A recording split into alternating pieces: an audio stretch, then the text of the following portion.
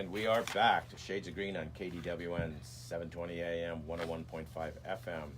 We're sponsored by NV Energy and produced by Green Alliance. Everybody out there should become a member of Green Alliance. It's a great organization, isn't it, Annette? It is. Stan, tell us some of the benefits of being a member of Green Alliance. Oh, fantastic. You get these mixers. It's ongoing education, participation, hands-on learning, some great mixers with some great food and great people and good events, as well as our Green Fest event every year. That's we celebrate at downtown Summerlin. We get over 120 booths or so, and thousands of people turn out. So we look forward to that every year around Earth Day. Great, thank you, Stan. We were talking about driving electric vehicles, and I wanted to point out, we talk a lot about highway driving, and you're not going to get stranded out on the highway because we have charging stations and fast chargers or what have you. But local driving, so if you're using your electric vehicle for commuting and what have you, how assured are you that you can always find a place to charge a car? You can always plug in overnight at home out of your garage, and most of those are level 2, although if people have a Tesla, they can get a little bit of higher power charging station. And then what NV Energy has done during, it was a shared investment program that went on about 4 or 5 years ago, 5 years ago, I guess. And they partnered with a lot of our resorts, a lot of the different government centers, and basically installed level 2 charging stations all at strategic areas around town. And so you can pretty much find by going to an app like plugshare.com or chargepoint.com where those stations are at. And also a lot of the cars, the plug-in electric cars, also have charging station apps built into their dashboard, so they will point you to the nearest charging station that's a network version. So there are some that are tied to a network like the internet, and those are, you can even tell if they're being used at the time when you're coming up on them.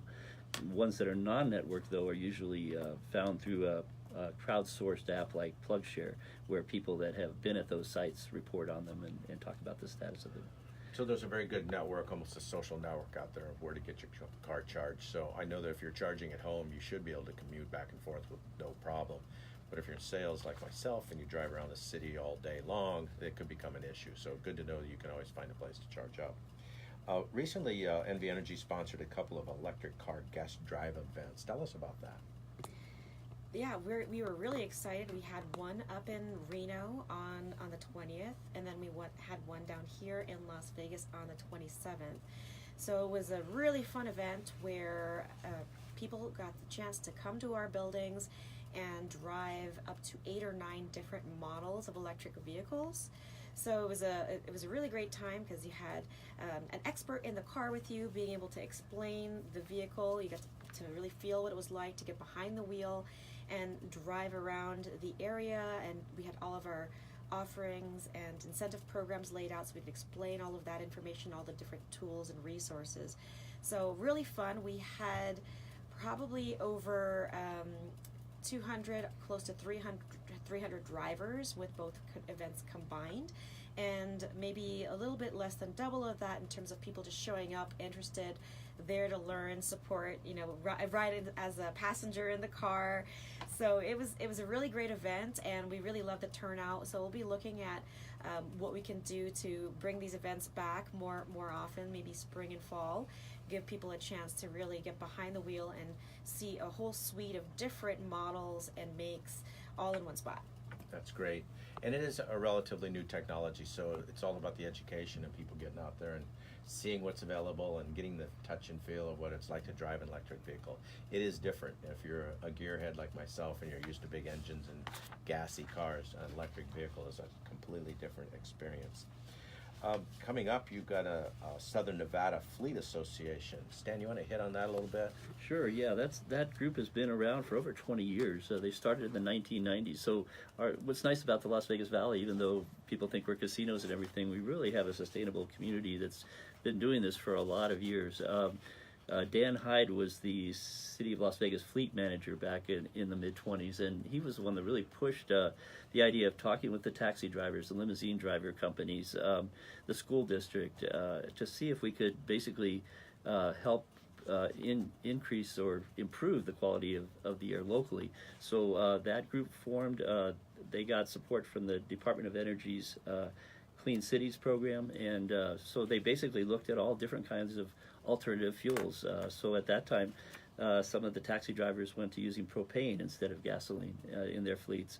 The Clark County School District switched to biodiesel for some of their school buses, so the kids would be breathing more French fry smells instead of diesel fumes. So, so that was kind of neat, and they kept that going for a while. They've also there was Thomas Petroleum was enabling the use of biodiesel around town, and then of course also electric cars. Compressed natural gas was another one that they pursued as well, and there was actually the Thomasons, Leo and Anna Lloyd, created a school called the Natural Gas Vehicle Institute, and supported the fleet as well to promote the use of natural gas in vehicles. So you see that in a lot of the RTC buses use those as well. So it's really been an active organization for 20 years now. And Marie Steele is now the president of the group.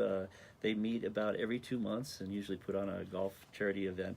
But it's a great time for all the fleets together, owners together, and share information and learn how to improve not only the fuel side of it, but also their maintenance practices and that sort of thing. So we have fleets at all the government levels. The dealerships have fleets as well. So there's another meeting coming up on of the group on November 8th. It's going to be from 10:30 to 1 p.m. at the Staybridge Suites at 5735 Dean Martin Drive in Las Vegas.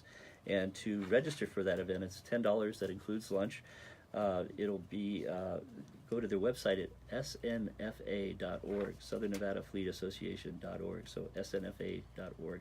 And it's a good event. You'll meet a lot of folks. And this particular meeting is going to be about electrifying fleets. And Sarah will be a speaker.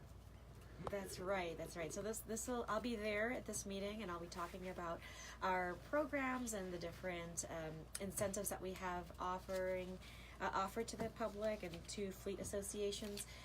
So I'll be able to go into a little bit more detail as to what the specific incentive levels are and how some of these fleet owners can look at maybe applying for a custom grant or converting their fleets with the help of our charging station incentives. So I'll be happy to be there and provide much more detail on our programs and incentives. You've talked about custom grants a couple of times. Can you tell us what a custom grant might look like? So it could be anything from looking at converting maybe a medium or heavy fleet. So trying to put in, maybe chargers that might require a little bit more infrastructure work, a little bit more wire pulling, a little bit more trenching. So a bigger kind of project that a little less prescriptive and more. That's right. Out of the box thinking there. That's good. That's great. We're going to talk about some other events and happenings coming up when we come back to Shades of Green right after this break. We'll be right back.